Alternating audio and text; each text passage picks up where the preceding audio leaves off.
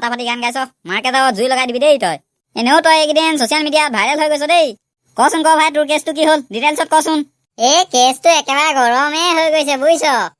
সেইদিনা বুঢ়ী মানুহ এজনীয়ে ৰাস্তা পাৰ হ'ব পৰা নাছিলে তাকে দেখি মই ৰৈ থাকিব নোৱাৰিলো ওচৰলৈ গৈ হাতখনত ধৰি মই ধুনীয়াকে ৰাস্তাটো পাৰ কৰি দিলো আইও কোন কুকুৰে জানো ফটো মাৰি ষ্টেটাছত লগাই দিলে নহয়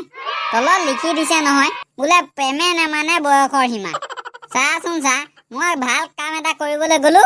গৈ থৈ এতিয়া মোৰ এই অৱস্থা নাপায় দেই নাপায় এনেকুৱা কৰিব নাপায় সঁচাকে কি কবি আৰু মোৰে কপাল বেয়া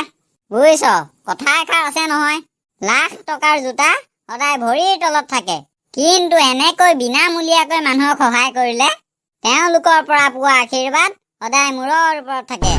হয় দে হয় বৰ ভাল কথা এষাৰ ক'লি দেই বন্ধু গুড মৰ্ণিং ছাৰ গুড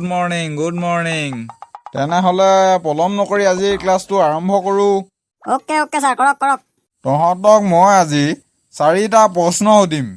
আৰু সেই 4টা প্ৰশ্নৰ উত্তৰ একলগ কৰিলে এখন ঠাইৰ নাম হ'ব তেনেহ'লে ছাৰ প্ৰশ্ন 4টা কওক প্ৰথম প্ৰশ্নটো হৈছে পৃথিৱীৰ আন এটা নাম কি দ্বিতীয়টো হিন্দু মানুহৰ এটা উপাধি আৰু 3 নম্বৰটো 1ৰ পৰা 5লৈকে এটা সংখ্যা আৰু একেবাৰে শেষৰটো হৈছে মুছলমান মানুহৰ এটা উপাধি এই 4টা প্ৰশ্নৰ উত্তৰ মিলি অসমৰ এখন ঠাইৰ নাম হ'ব তেনেহ'লে উত্তৰটো কি হ'ব কচোন ক ছাৰ ইমান খাতৰা প্ৰশ্ন সুধি দিলে অলপ ভাবিব লাগিব সোনকালে ভাব ছাৰ উত্তৰটো হ'ল বিশ্বনাথ চাৰিআলি পাৰিছ দেই পাৰিছ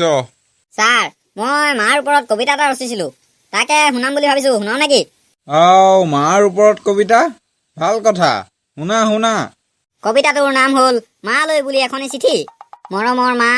ভালে আছনে তই মোৰ কথা নুসুধিবিচোন মই যে উত্তৰহীন হৈ যাম নুসুধিবি মই কেনেকৈ আছো বিষাদ বেদনাই অন্তৰখন ভাগৰুৱাই পেলাইছে জান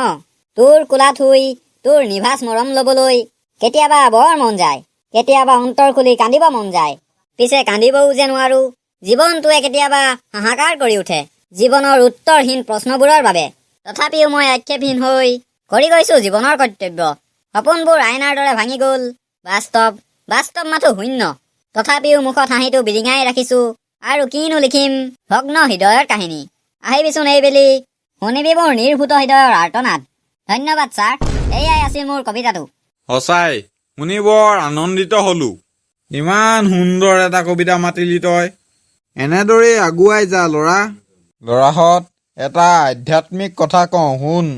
মা দেউতাৰ কাৰণে এনেকুৱা এটা কাম কৰি দেখুওৱা যাতে তহঁতৰ মা দেউতাই ভগৱানৰ ওচৰত প্ৰাৰ্থনা কৰি কয় যে হে প্ৰভু এনেকুৱা সন্তান যাতে জনমে জনমে লাভ কৰোঁ ছাৰ পৃথিৱীৰ সকলোতকৈ ডাঙৰ মনোবৈজ্ঞানিকেই হ'ল মা যিয়ে মুখেৰে কথা কোৱাৰ আগতেই মনৰ কথা বুজি পায় নহয়নে বাৰু ছাৰ হয় ভাল কথা এষাৰেই ক'লি তই হ'ব ল'ৰাহঁত আজিলৈ ক্লাছটো ইমানতে সামৰিছোঁ